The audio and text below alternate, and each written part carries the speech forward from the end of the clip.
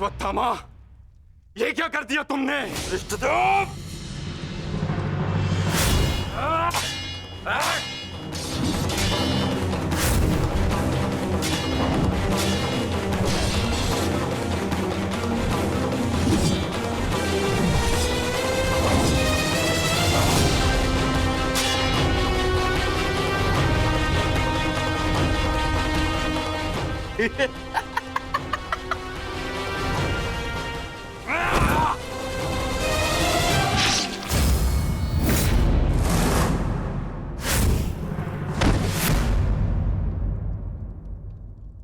ये छटपटाहट जो आज तुम अनुभव कर रहे हो धृष्टद्युम्न, मैंने भी ये छटपटाहट अनुभव की थी। अब तुमने मेरे पिताश्री का शीश उनके धड़ से भिन्न कर दिया था। यही छटपटाहट धृष्टद्युम्न, यही छटपटाहट।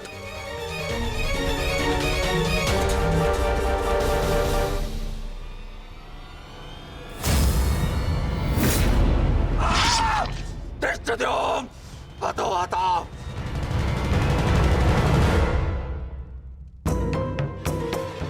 एक अग्नि की चिंगारी बुझते बुझते भी कुछ ना कुछ भस्म करने का सामर्थ्य रखती है सखी। माधव की कोई भी बात कभी भी निरर्थक नहीं होती।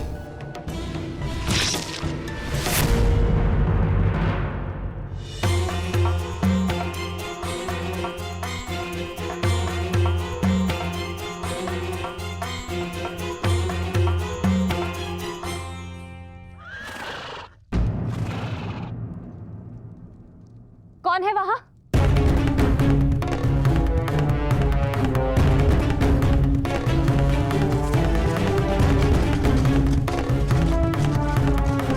कौन है?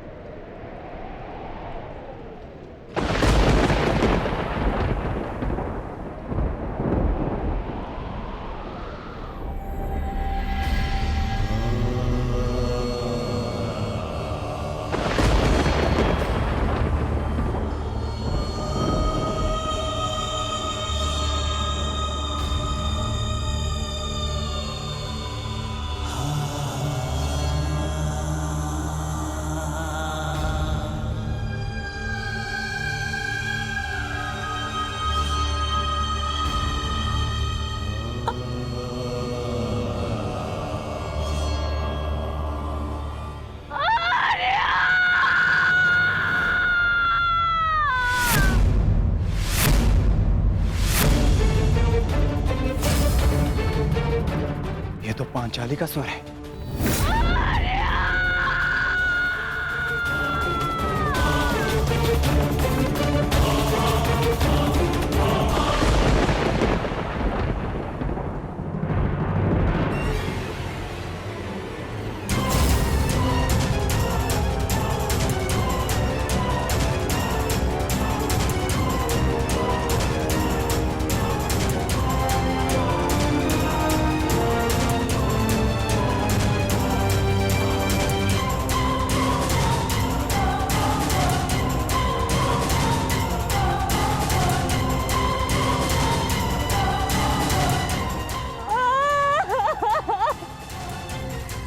ये सब क्या हो गया? पुत्रो!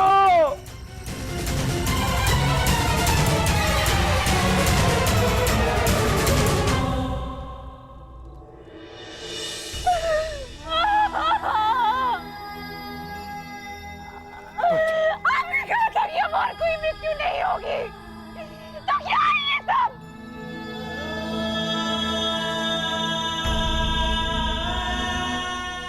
आपने कहा था कि युद्ध समाप्त हो चुका है, तो मेरे किस बात का प्रतिशोध है? बताइए धर्मराज।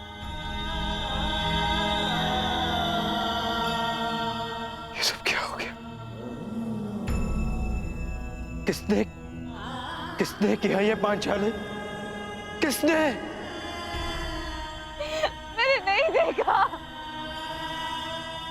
वो दूर भाग रहा था। बस अंधकार में उसका मस्तक चमक रहा था, जैसे मणि,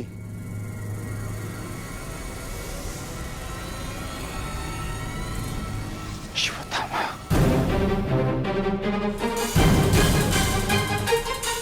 अश्वत्थामा!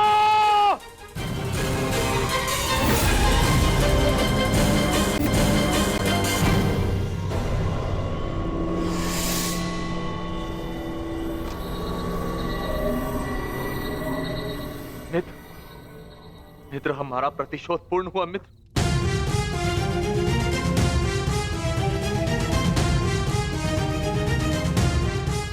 मित्र, उठो मित्र, हम जीत गए मित्र। मैंने तुम्हें विजय दिला दी मित्र। मैंने पांचों पांडवों और अपने पिता के हत्यारे का वध कर दिया मित्र। देखो,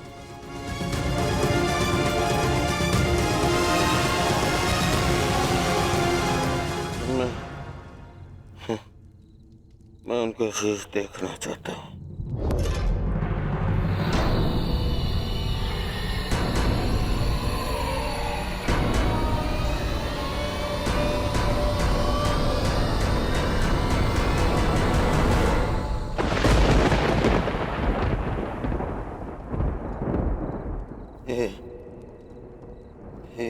ये पांडव नहीं है।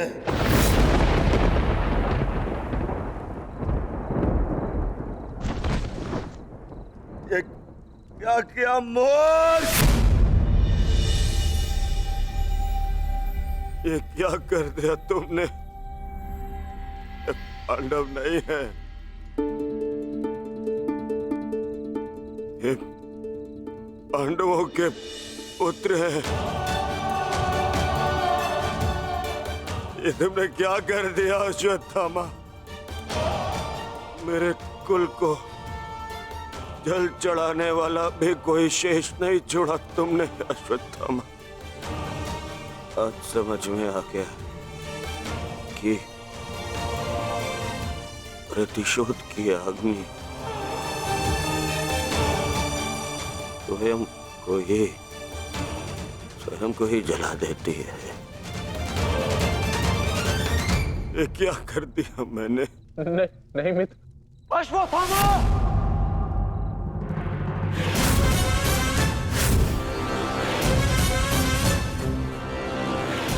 ये तुम्हारा निर्णय था अश्वत्थामा। मेरे लिए तो युद्ध समाप्त हो गया था। अब इस संकट को तुम ही झेलो।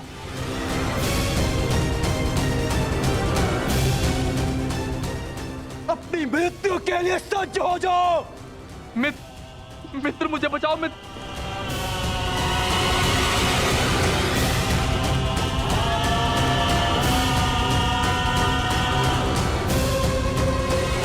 अश्वत्थामा!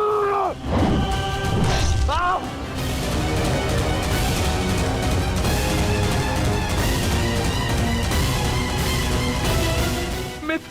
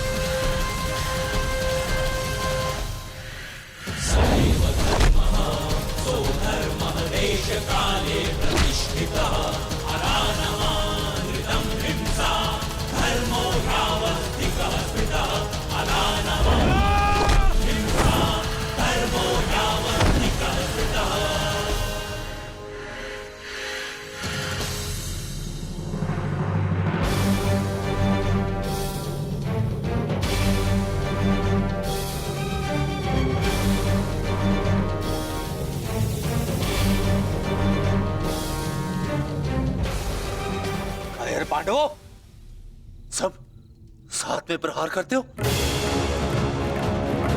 अगर साहस है तो एक एक करके आओ, एक एक करके आओ। तो ठीक है, चुनो किसे चुनौती देना चाहते हो तुम।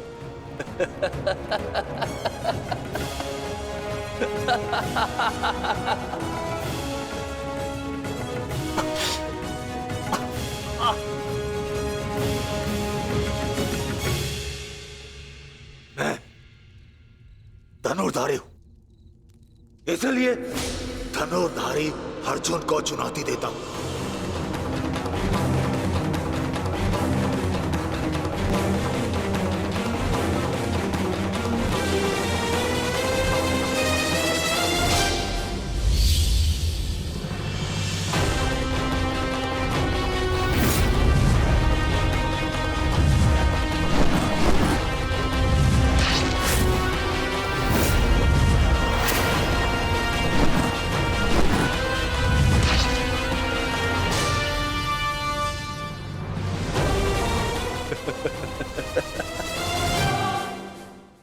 ना ही तुम कर्ण से श्रेष्ठ थे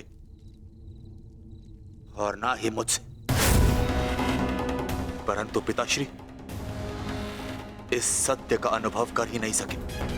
परंतु आज मैं तुम्हें इस सत्य का ज्ञान करा के ही रहूंगा।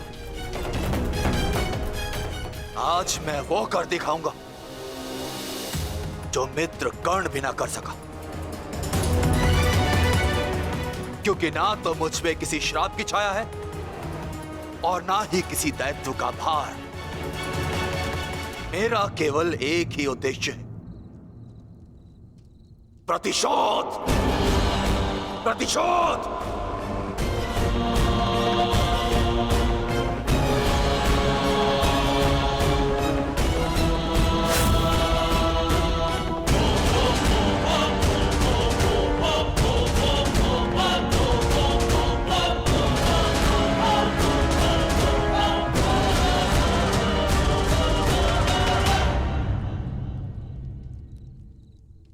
ब्रह्मास्त्र।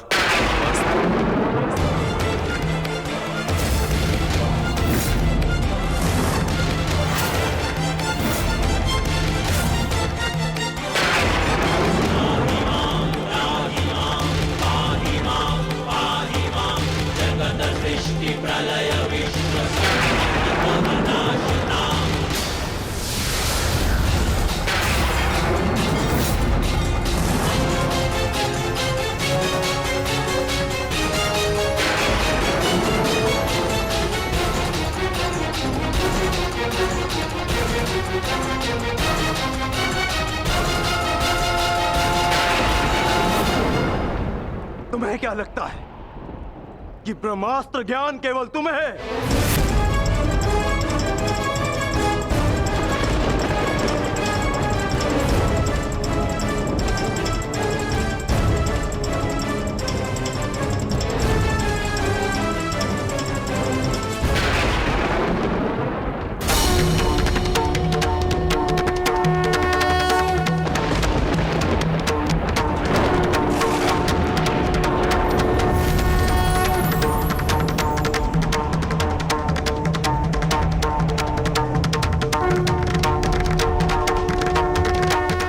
पार्थ,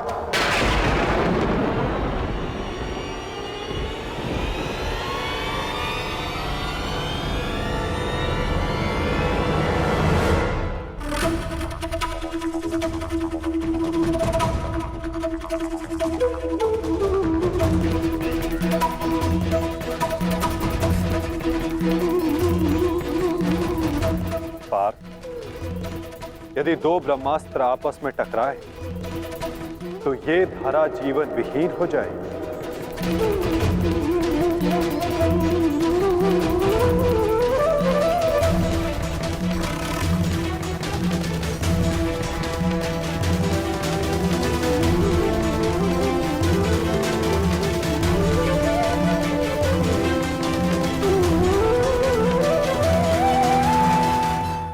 इस युद्ध का आरंभ धर्म स्थापना के लिए हुआ था पार्थ, सृष्टि के नाश के लिए नहीं।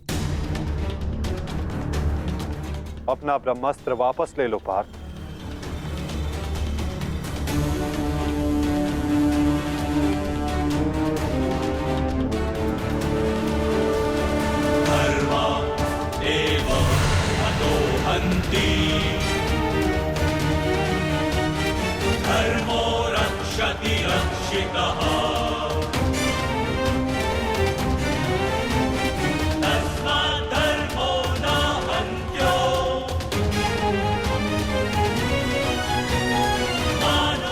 अश्वत्थामा, तुम भी अपना ब्रह्मास्त्र लौटा लो।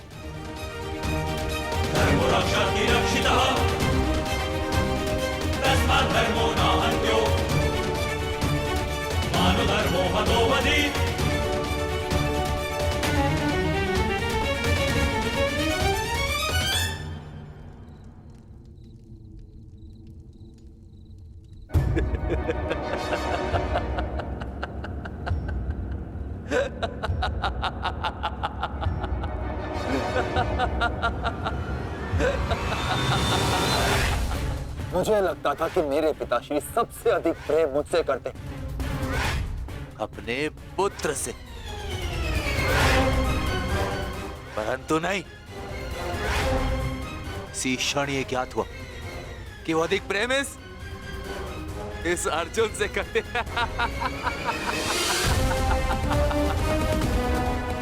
कदाचित इसीलिए उन्होंने अर्जुन को ब्रह्मास्त्र वापस लेने का मंत्र सिखाया, परंतु मुझे, अपने पुत्र अश्वत्थामा को नहीं।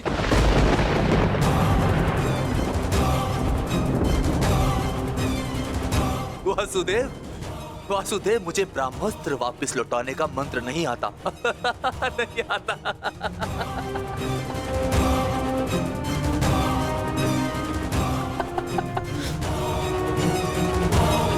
इसीलिए अब मुझे इस ब्रह्मास्त्र का संधान करना ही होगा। परंतु नियम अनुसार तुम उस पर ब्रह्मास्त्र का संधान नहीं कर सकते जिसने तुम पर से साधा हुआ ब्रह्मास्त्र लौटा लिया हो अश्वत्थामा। अब तुम इस अस्त्र का संधान अर्जुन पर नहीं कर सकते अश्वत्थामा। तुम्हें इसका संधान अब किसी और दिशा में करना होगा।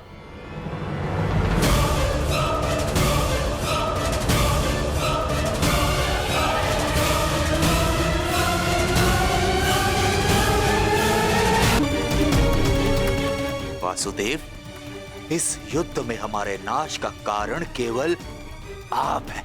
आप,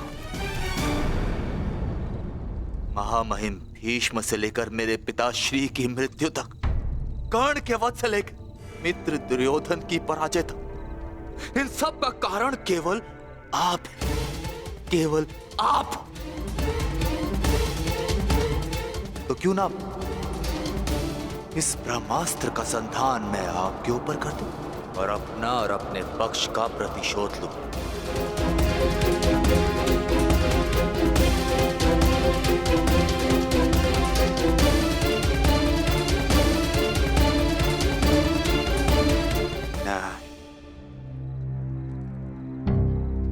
नहीं वासुदेव, नहीं। एक साधारण से ग्वाले पर मैं अगर ब्रह्मास्त्र का संधान करूंगा तो ये ब्रह्मास्त्र का अपमान होगा। वासुदेव, तुम्हें तो इस महाविनाश की ग्लानि से ही मर जाना चाहिए। तुम पर संधान करने से क्या लाभ?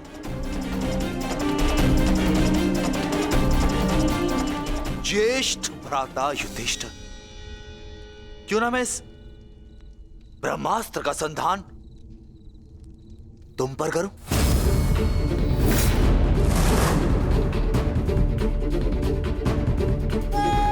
क्योंकि राजा समाप्त, अर्थात युद्ध समाप्त। इस एक अस्त्र से मैं इस युद्ध का परिणाम बदल सकता हूं। तुम्हारे प्राण लेकर भ्राताश्री, परंतु नहीं, क्योंकि जिस मित्र दुर्योधन के लिए हमने ये युद्ध लड़ा वो अपने जीवन का युद्ध हार चुका है। इसीलिए इस युद्ध और इस विजय का कोई अर्थ ही नहीं है। भ्राता भीम, गदाधारी भीम, क्यों ना इस ब्रह्मास्त्र से मैं तुम्हारा संहार कर दूं? क्योंकि तुमने मेरे पिता के साथ छल किया और बड़ी निर्दयता से मेरे पिता का अंत करवाया।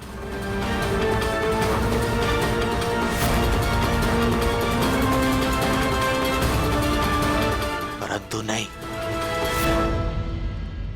बताइए वासुदेव कि मैं इस ब्रह्मास्त्र का संधान किस पर करूं?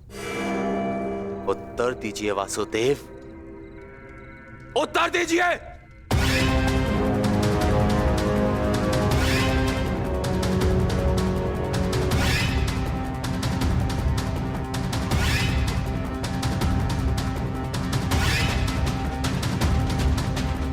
संधान करूंगा,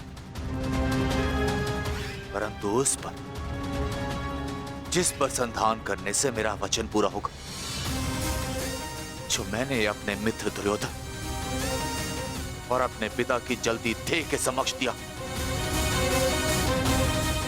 कि मैं पांडवों के संपूर्ण वंश का विनाश करूंगा।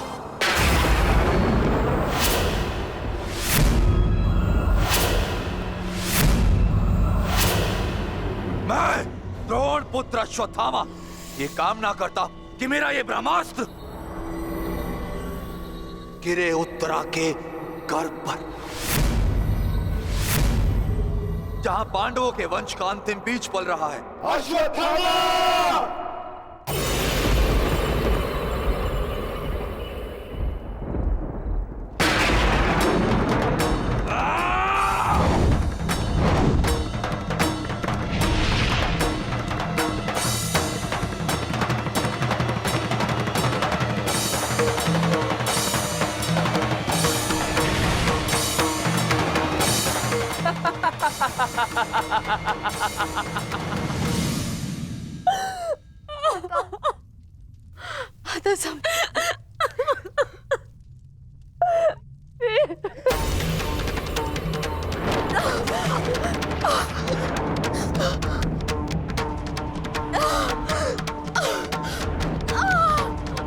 क्या हुआ पुत्री, तुम ठीक हो ना? पता नहीं माता, ऐसा लग रहा है जैसे किसी ने मेरे घर पर प्रहार कर दिया।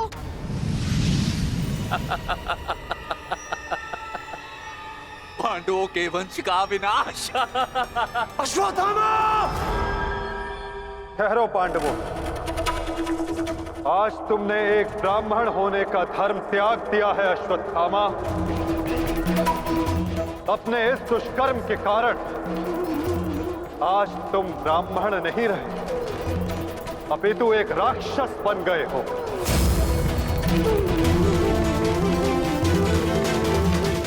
आज तुम्हें वो दंड दिया जाएगा जो एक राक्षस को दिया जाता है।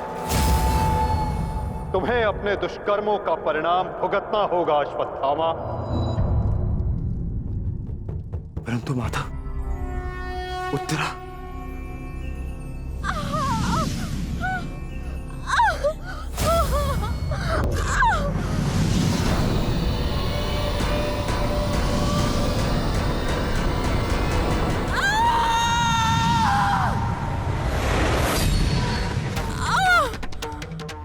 ब्रह्मास्त्र उत्तरा के गर्भ में प्रवेश कर चुका है पार्थ।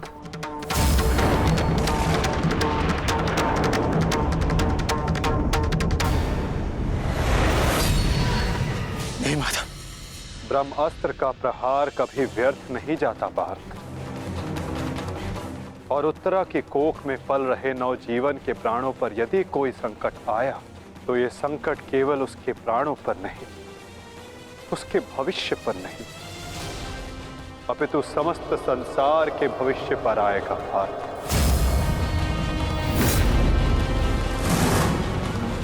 ये इस युग का अंत कहलाएगा पार्थ। अभी तो इस नवजीवन की सुरक्षा करना आवश्यक है। धर्म के रक्षण के लिए इस नवजीव का जीवित रहना आवश्यक है पार्थ। माता रक्षा कीजिए,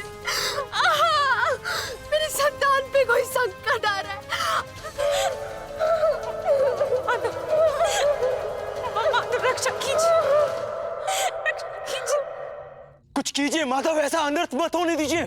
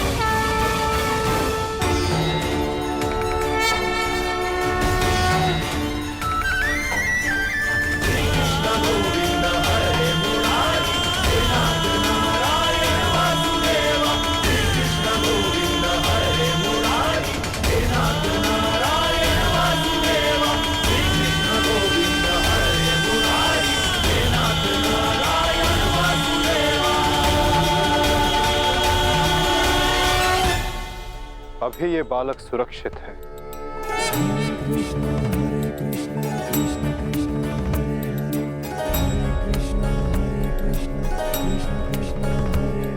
किंतु ब्रह्मास्त्र रूपी काल अभी भी इस पर घात लगाए बैठा है।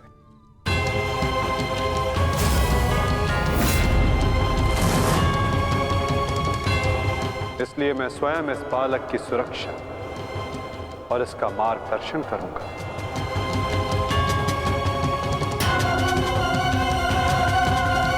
परंतु इस अद्भुत बालक की परीक्षा की घड़ी तो अब प्रारंभ हुई है।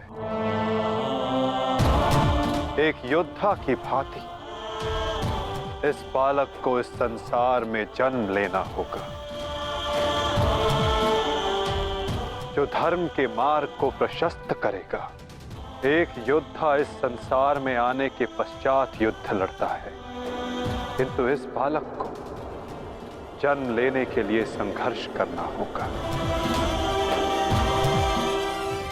और जीवन की ये परीक्षा इसे स्वयं देनी होगी।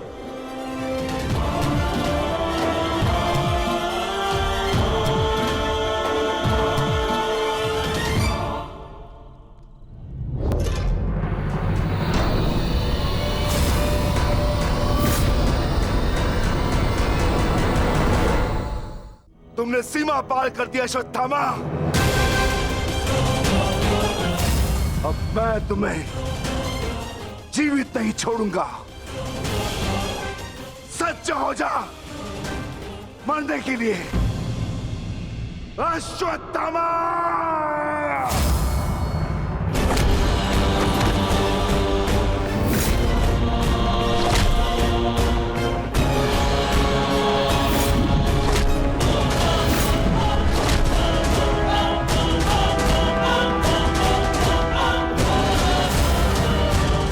ठहरो विकोदर।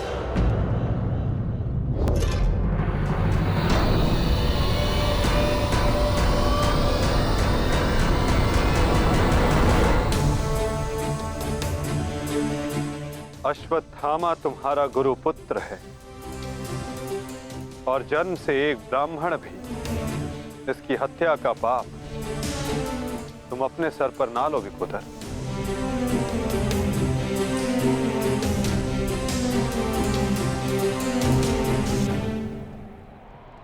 किंतु माधव, इसने जो किया है वो क्षमा के योग्य नहीं। अवश्य पार्थ, अश्वत्थामा ने जो किया वो क्षमा के योग्य नहीं है। अश्वत्थामा को दंड अवश्य मिलेगा।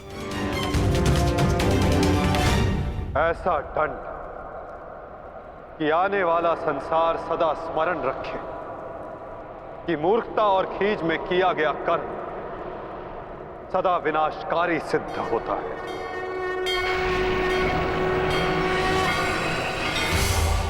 पार्थ, अश्वत्थामा के मस्तक की मणि निकालो।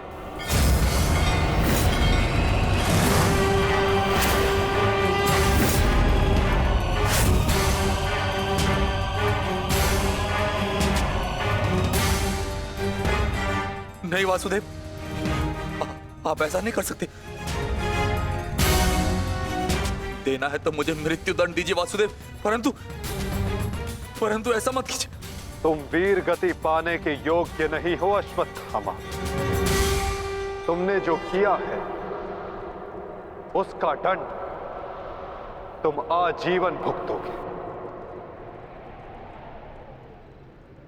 पार्थ,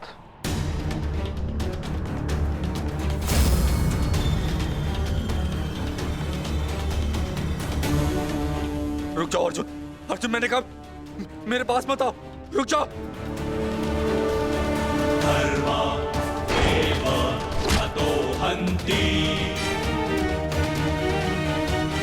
धर्मो रक्षति रक्षितः। तस्मात् धर्मो न हन्त्यो। मानो धर्मो हतो वधि।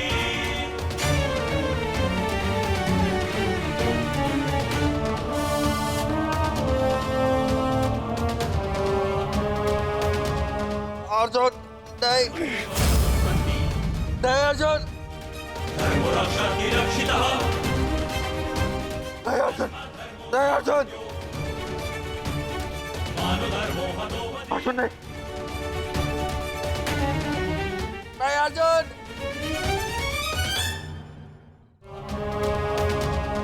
अर्जुन नहीं, नहीं अर्जुन। धर्मो रक्षति रक्षितः। नहीं अर्जुन, नहीं अर्जुन। मानो धर्मो हतो वधि। अर्जुन नहीं। वासुदेव, क्षमा कर दीजिए।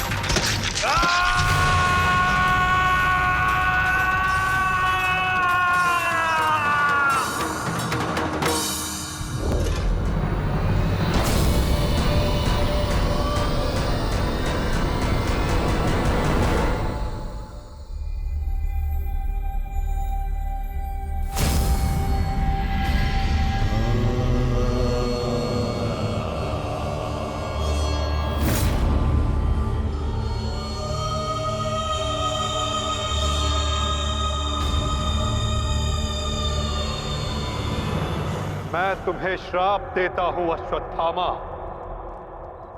तुम्हारे ये घाव कभी नहीं भरेंगे। तुम चीरकाल तक आजीवन ऐसे सड़ते रहोगे।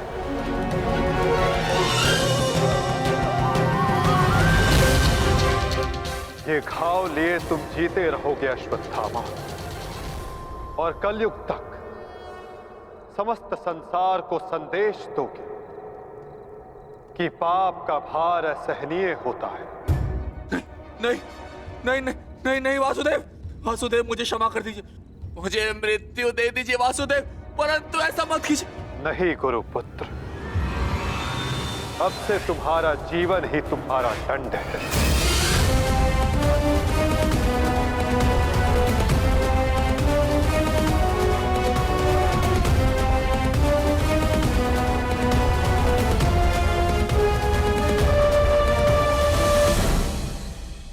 सड़ते रहोगे।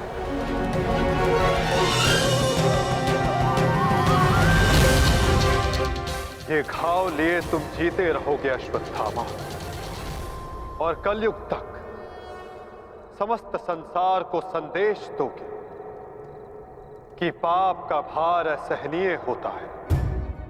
नहीं नहीं नहीं नहीं नहीं वासुदेव, वासुदेव मुझे क्षमा कर दीजिए, मुझे मृत्यु दे दीजिए वासुदेव, परंतु ऐसा मत कीजिए। नहीं गुरुपुत्र, अब से तुम्हारा जीवन ही तुम्हारा दंड है।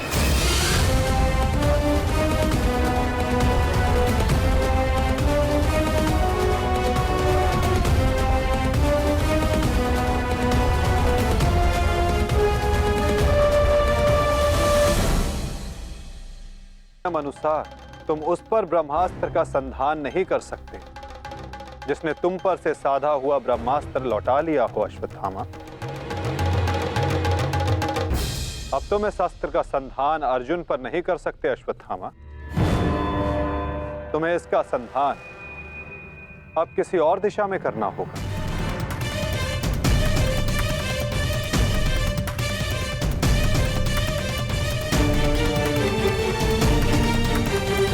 तुम्हें श्राप देता हूं अश्वत्थामा,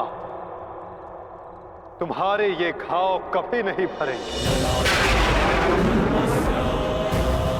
तुम चीरकाल तक आजीवन ऐसे सड़ते रहोगे। ये घाव लिए तुम जीते रहोगे अश्वत्थामा, और कलयुग तक समस्त संसार को संदेश दोगे कि पाप का भार असहनीय होता है। नहीं नहीं नहीं नहीं नहीं वासुदेव, मुझे मृत्यु दे दीजिए वासुदेव, परंतु ऐसा मत कीजिए। नहीं गुरुपुत्र, अब से तुम्हारा जीवन ही तुम्हारा दंड है। ये क्या हो गया विदुर, ये क्या हो गया? एक भूल के कारण मेरा समस्त वंश समाप्त हो गया विदुर, समाप्त हो गया। यदि उस सभा में मैंने अपने पुत्र को रोका होता तो आज मेरे सभी 100 पुत्र जीवित होते।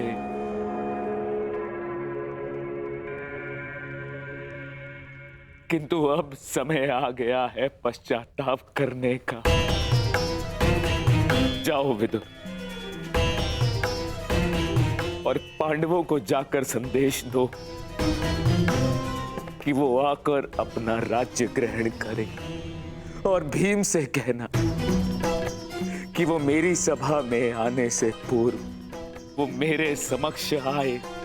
मैं उस वीर से मिलना चाहता हूं जिसने अपनी प्रतिज्ञा पूर्ण करने हेतु मेरे 100 पुत्रों को काल की गाल में डाल दिया।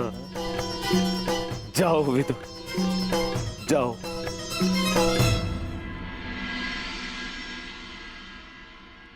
महाराज धृतराष्ट्र की आज्ञा का पालन अवश्य होगा महात्मा विदुर। कल पांडव उनके समक्ष अवश्य प्रस्तुत होंगे।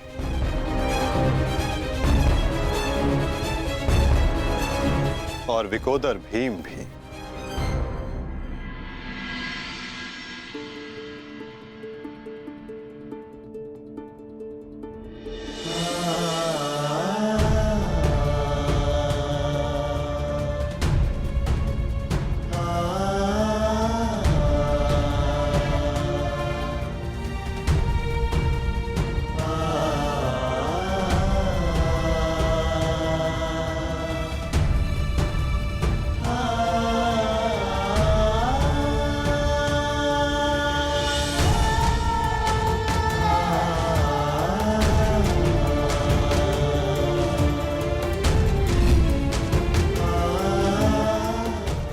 सावधान हो पुत्रों।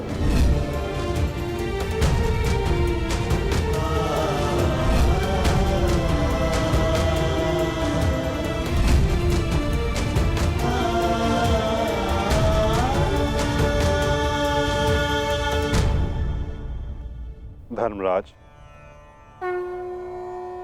समय की गति सर्प के समान होती है। वो स्वयं चला जाता है परंतु अपने चिन्ह छोड़ जाता है। ज्ञानी पुरुष बीती से सीख लेकर आगे बढ़ जाते हैं।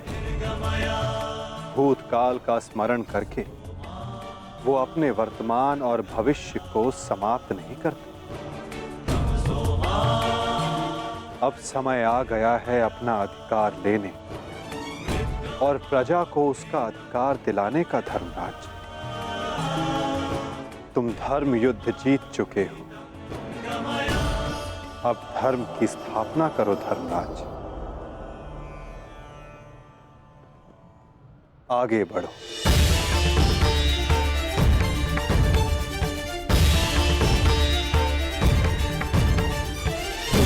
क्षमा क्षमोस्तेयम्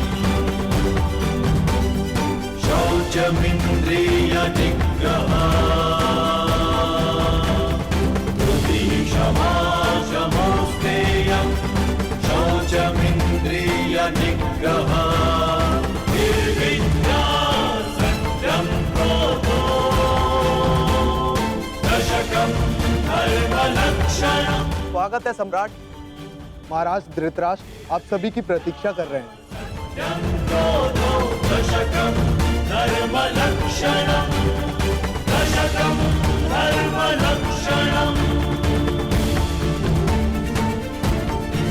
ठहरो सैनिक।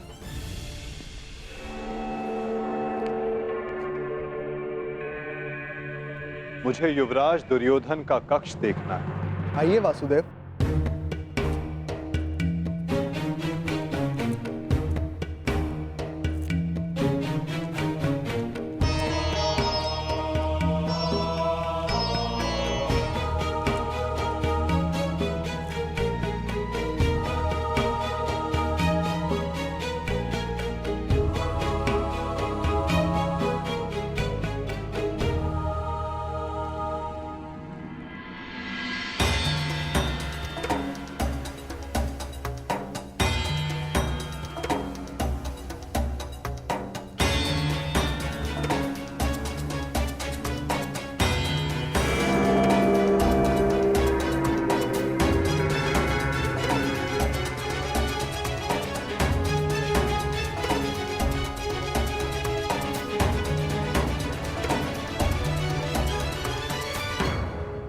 इस लो प्रतिमा का उपयोग युवराज अपने युद्ध अभ्यास के लिए किया करते थे। किंतु ना अब दुर्योधन शेष है, ना युद्ध। अब इस प्रतिमा का स्थान बदलने का समय आ गया है।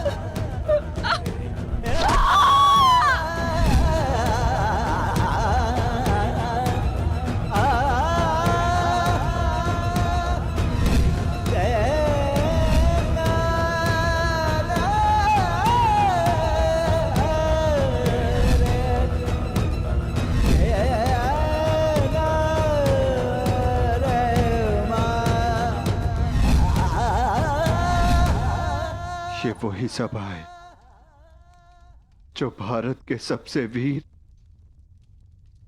और महान महारथियों से सजी रहती थी, और आज ये रिक्त है। वो एक अशुभ दिन था, वो एक द्यूत सभा जो मेरे 100 भाइयों और उन सभी महारथियों के विनाश का कारण बनी। 100 नहीं, 101 101 भाई थे भ्राता भीम, कौरव और ज्येष्ठ कर्ण। सारी प्रतिज्ञाएं पूर्ण हो गई। यदि कुछ खाली है तो ये सभा। तुम सब विलाप ना करो।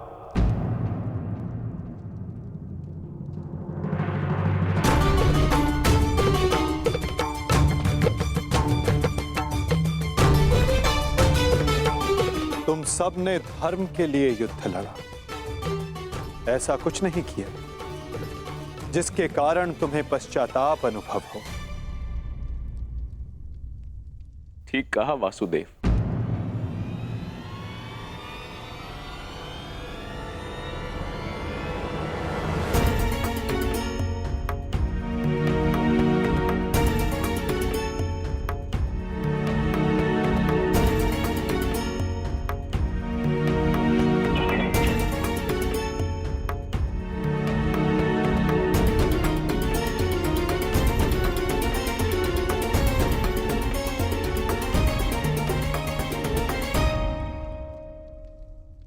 पश्चाताप तो मुझे करना चाहिए। एक राजा का कर्तव्य होता है अपनी प्रजा को उन्नति के द्वार तक लेकर जाना, और एक पिता का कर्तव्य होता है अपनी संतान को धर्म के मार्ग पर ले जाना।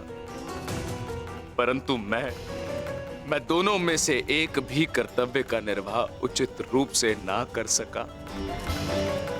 यदि आज ये सभा रिक्त है तो उसका कारण मैं ही हूं वासुदेव। भीम, तुमने मेरे 100 पुत्रों का वध किया है, किंतु अब मुझे तुम्हारे भीतर अपने वो 100 पुत्र अनुभव होते हैं। पुत्र, एक बार, केवल एक बार एक अभागे पिता के आलिंगन में आ जाओ। मुझे ऐसा लगेगा कि मैंने अपने सभी पुत्रों को अपने आलिंगन से लगा लिया है।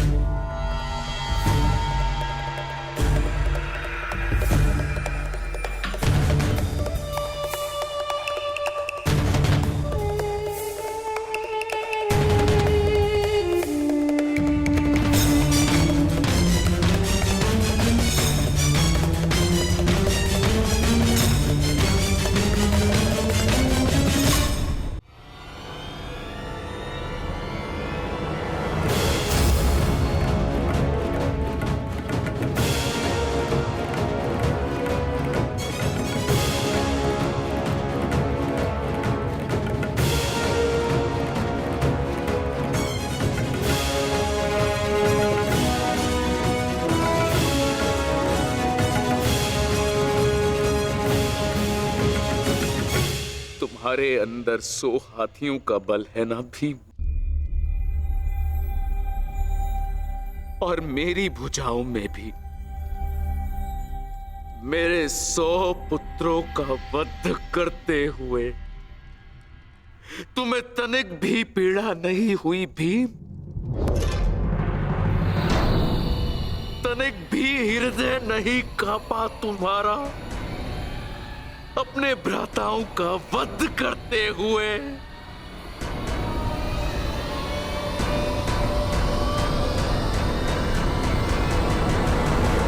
दुर्योधन, ये तुम्हारे लिए है पुत्र।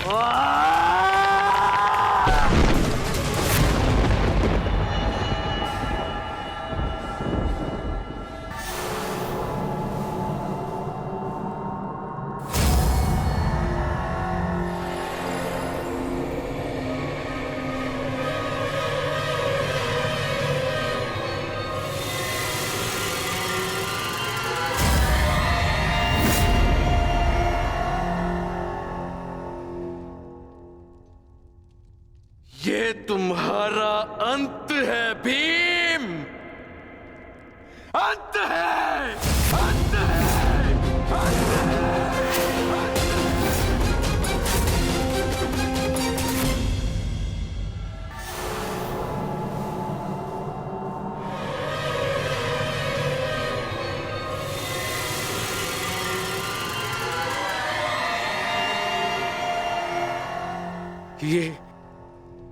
ये मैंने क्या कर दिया? मैं भी पुत्र हंता हो गया। ये मैंने क्या कर दिया देव? भ्राता पांडु, मुझे क्षमा कर देना भ्राता पांडु।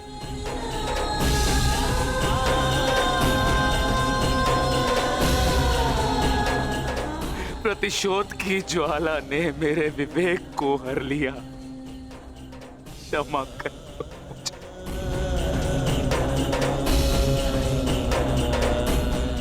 पुत्र भीम,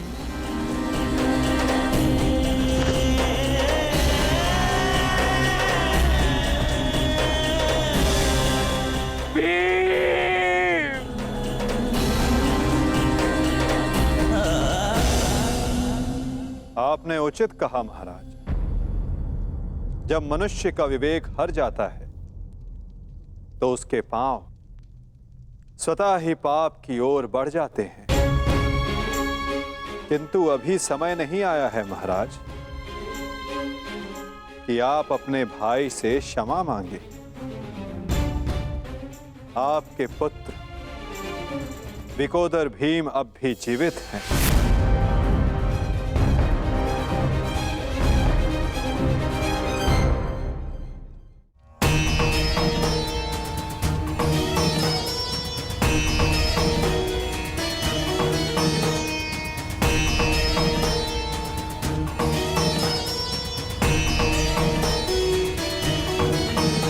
एक विवेकहीन निर्णय ने द्यूत रचा, दूसरे विवेकहीन हठ ने पांचाली का चीर हरण किया। ये विवेकहीनता ही तो थी महाराज जो महाभारत का बीज बना। नारायणं नमस्कृत्य नरं चैव नरोत्तमं प्रतिशोध की अग्नि शत्रु से पूर्व स्वयं को जलाती है। अपने मन को शांत कीजिए। आप अभी पुत्रहीन नहीं हुए हैं। आपके 5 पुत्र अभी जीवित हैं।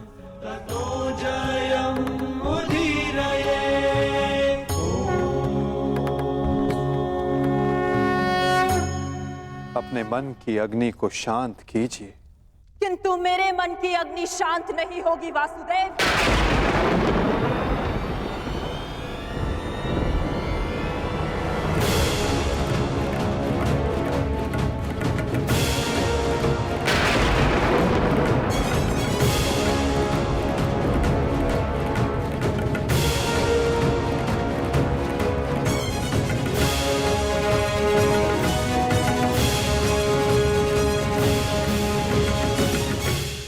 छल से मेरे सभी पुत्रों को मरवा डाला वासुदेव।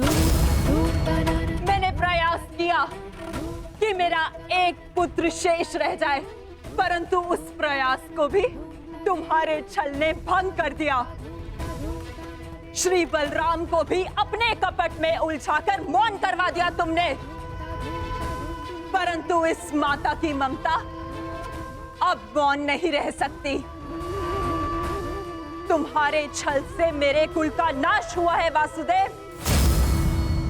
मैं तुम्हें श्राप देती हूं कि जिस प्रकार तुमने मेरे कुल का अंत किया है, उसी प्रकार तुम्हारे कुल का अंत भी होगा।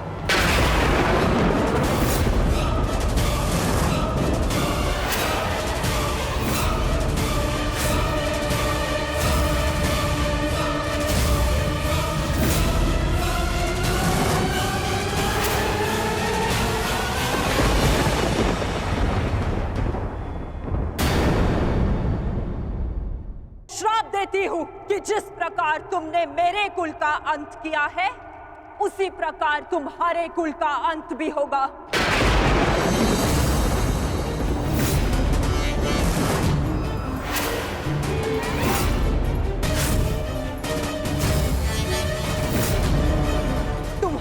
कुल भी ऐसे ही आपस में लड़कर नष्ट हो जाएगा।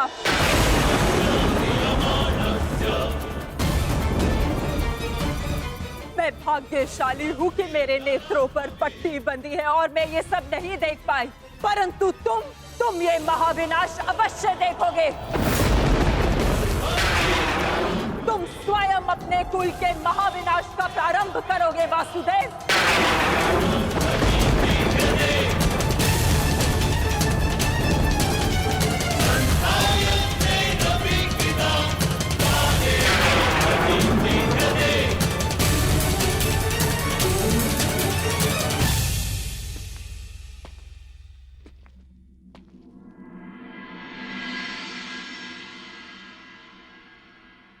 जिस प्रकार एक प्रसन्न माता का आशीष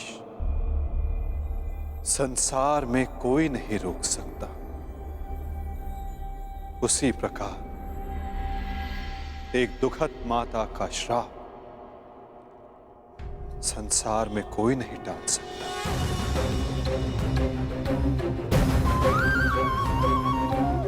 मुझे आपका श्राप स्वीकार है माते।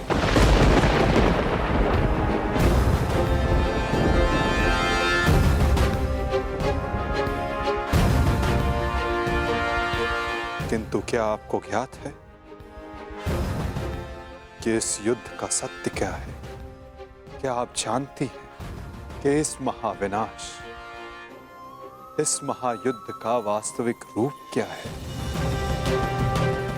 मेरे साथ चलिए माता, उस कुरुक्षेत्र की रणभूमि पर जो इस महाविध्वंस, इस महाभारत की साक्षी बनी है।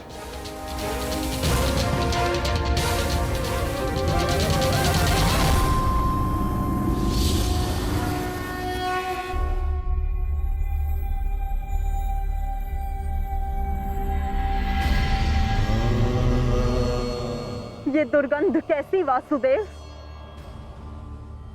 ये दुर्गंध उन वीरों के शवों की है जिन्होंने इस महायुद्ध में अपना बलिदान दिया है माता, परंतु जिन्हें अंतिम संस्कार का अवसर भी ना मिला।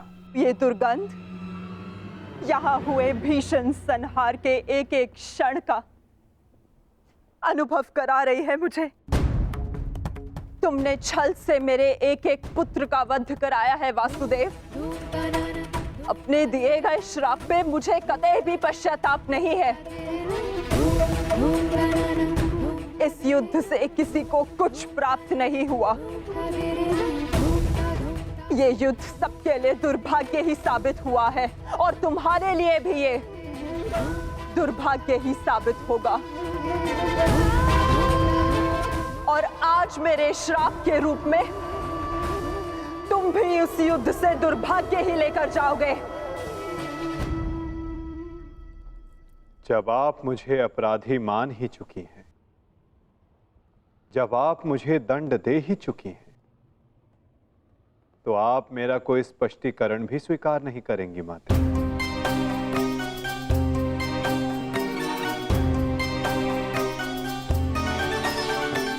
परंतु सत्य का भान आपके लिए आवश्यक है माता। जिनकी दृष्टि से इस महायुद्ध का कोई भी क्षण, कोई भी छल अनदेखा नहीं गया है माते, अब वीर बारबरी आपको सत्य का भान करवाएंगे।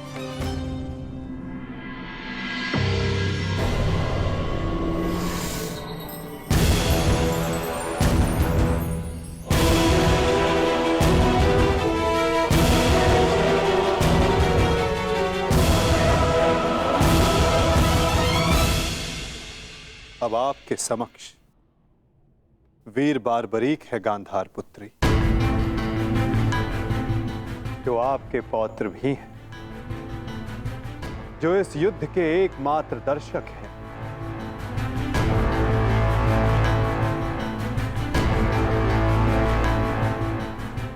वो बारबरी जिन्होंने अपना शीश दान किया और अमर हो गए।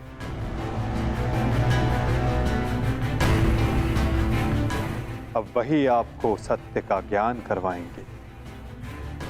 वीर बार्बरीक की दृष्टि से इस महाभारत का कोई भी बल और छल अनदेखा नहीं रहा है माता। अब बार्बरीक आपको सत्य बताएंगे। पुत्र बर्बरिक, तुम स्वयं बताओ, क्या वासुदेव ने छल से मेरे पुत्रों का वध नहीं करवाया है?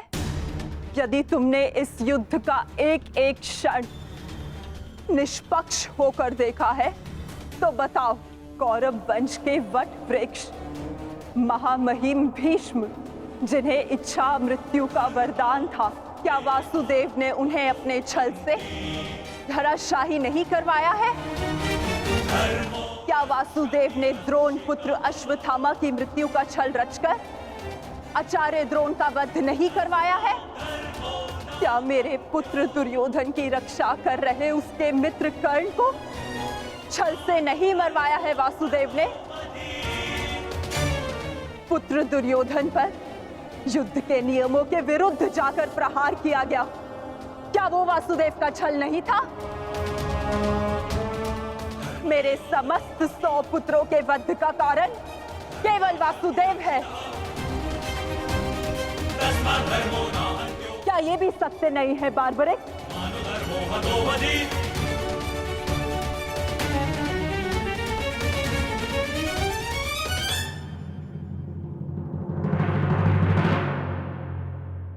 मैं आपसे सहमत हूं माते।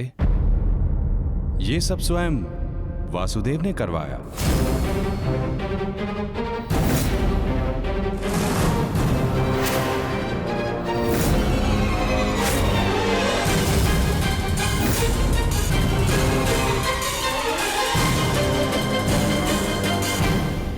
परंतु माते, आप किन 100 पुत्रों की बात कर रही हैं?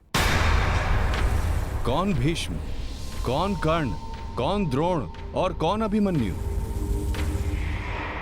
सत्य तो यह है माते कि कुरुक्षेत्र में कोई था तो केवल एक पुरुष, वासुदेव कृष्ण। ना कोई भीष्म, ना कोई द्रोण और ना ही अंगराज कर्ण। जिस पर प्रहार हुए वो वासुदेव ही थे, और जिसने प्रहार किए वो भी वासुदेव ही थे। उनके अतिरिक्त कुरुक्षेत्र में कोई और उपस्थित नहीं था माते। ये तुम क्या कह रहे हो बर्बरिक? इसका क्या अर्थ है? इसका अर्थ शब्दों से नहीं, दृश्यों से समझ आएगा राजमाता।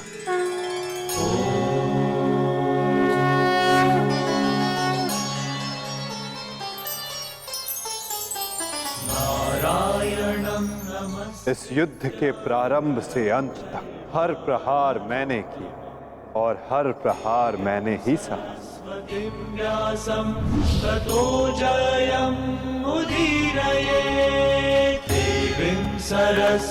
धर्म स्थापना के लिए धनुष, गदा, खड्ग, ये सब मैंने ही उठाए और इन सारे अस्त्रों का हर एक प्रहार मैंने ही सहा।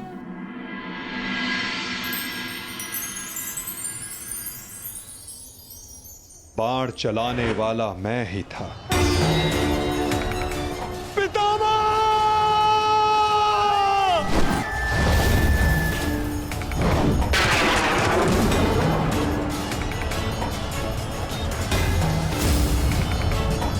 और उस बाण को अपने शरीर पर लेने वाला भी मैं ही था।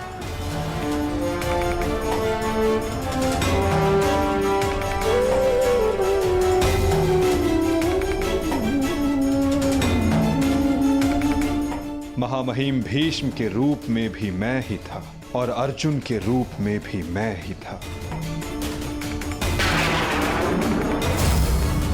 और सरशैया पर लेटने वाला भी मैं ही था। अभिमन्यु बनकर चक्रव्यूह मैंने ही तोड़ा।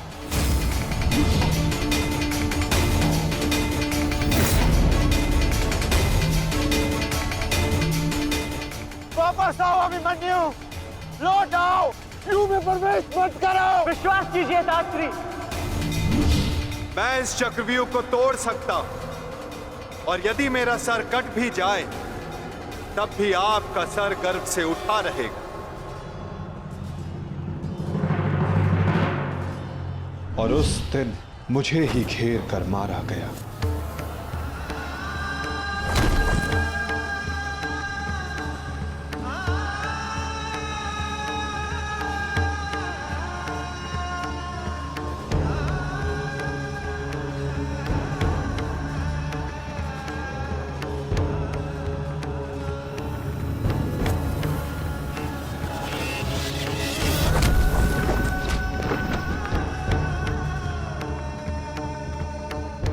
वो मैं ही था जिसने द्रोणाचार्य से कहा कि अश्वत्थामा मारा गया। आपने बिल्कुल सही सुना आचार्य द्रोण।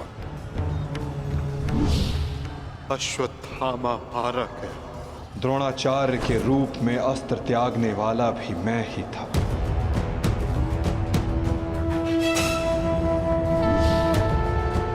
परंतु वो एक मनुष्य नहीं, एक हाथी था।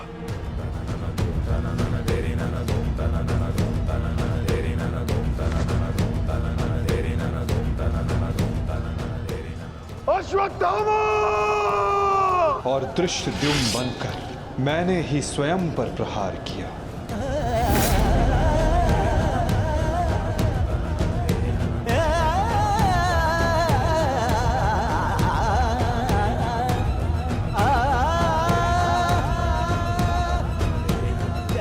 और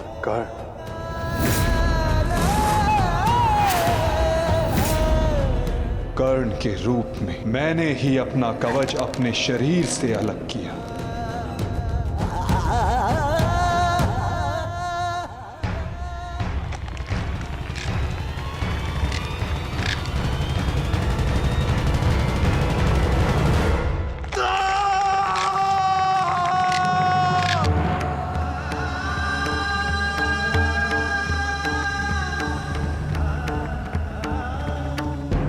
और युद्ध के मध्य में मेरे ही रथ का चक्र धंसा और मेरे ही आदेश पर मैंने ही स्वयं पर अंजलि का अस्त्र चलाया। अंगराज को मुक्त करो पार्थ, अंजलि का अस्त्र का प्रयोग करो।